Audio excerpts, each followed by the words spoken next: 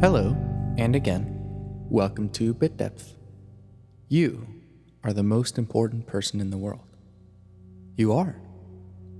You may feel as though everything in the world around you is telling you how worthless you are, that you won't be beautiful unless you have this product, or that you won't be successful until you make this amount of money, that you'll never be as good as this person or that person.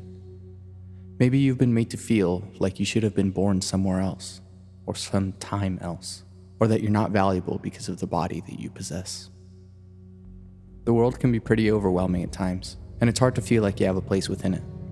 But you are the most important person in the world. In the second dimension, there are two sets of directions, up, down, and left, right, like on a graph or a drawing. There is a horizontal axis and a vertical axis. The second dimension can still exist within the third dimension, but at one point of depth at a time. For example, if you were to imagine a sphere moving through the second dimension, you would see a dot appear and grow into a circle, then shrink back into a dot and disappear, similar to how MRI scans are shown to be animated and moving through a person's body at one point at a time, only seeing a sliver cut out at a time.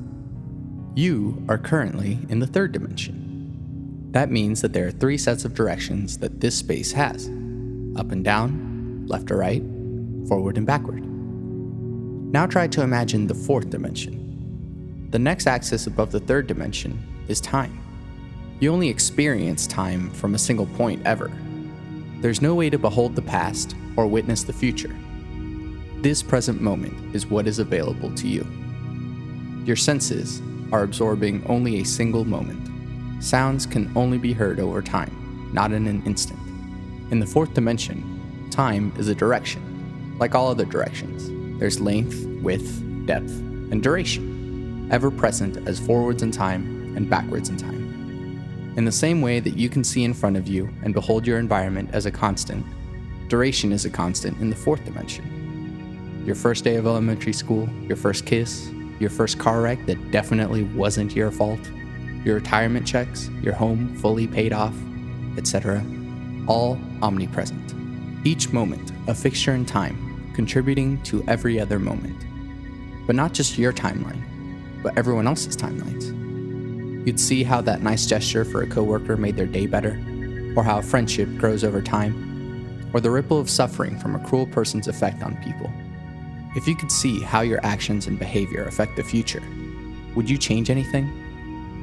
When involving time travel in science fiction, travelers often refer to the butterfly effect, which states that a single, insignificant change in the past can cause a cascade of effects that greatly change the future. The example used is if you kill a butterfly in the past, it could cause a great deal of changes for the future. Ray Bradbury wrote a short story called A Sound of Thunder that explored this idea. Starting in the future, a man by the name of Eccles goes on an expedition to hunt a T-Rex from 60 million years before, through a company that does time travel services.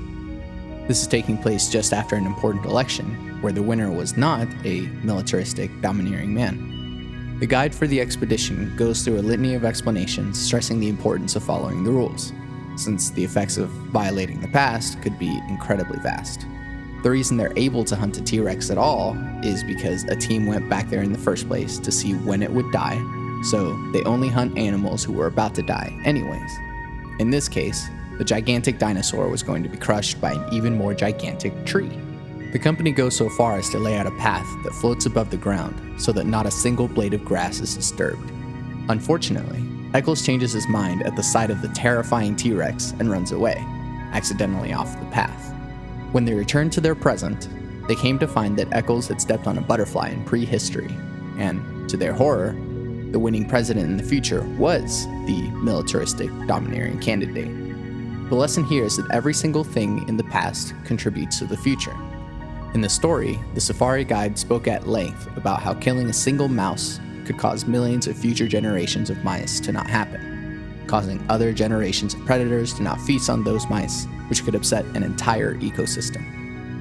Everything in your life has unfolded in this way because of everything that came before that, and everything in the future will unfold in that way because of everything right now. Everything is exactly where it needs to be. In the great vastness of the universe, you are here now. Billions, trillions of stars have lived and died in the vast network of the universe to create the extremely complex organism that is you.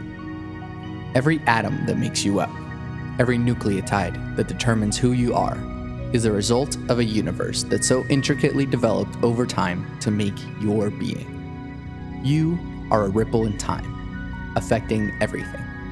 You've made your family's life brighter. Your friends are better people because of you.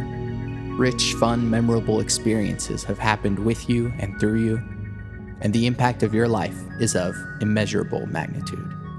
Every decision you make can make the world a better place in the future. Making someone smile will make someone else smile, and soon enough, millions of people will have smiled from the chain reaction of your existence. Your timeline is forever intertwined in the timelines of others. You make the world a better place. You are a butterfly of the universe. You are the most important person in the world.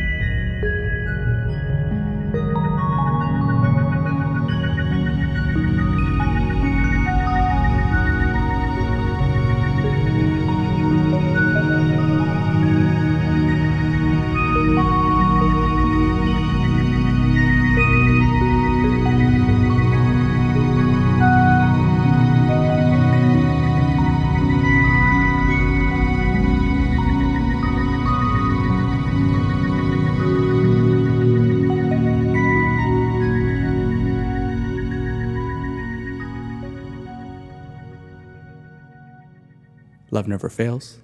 It's going to be okay. I might be wrong.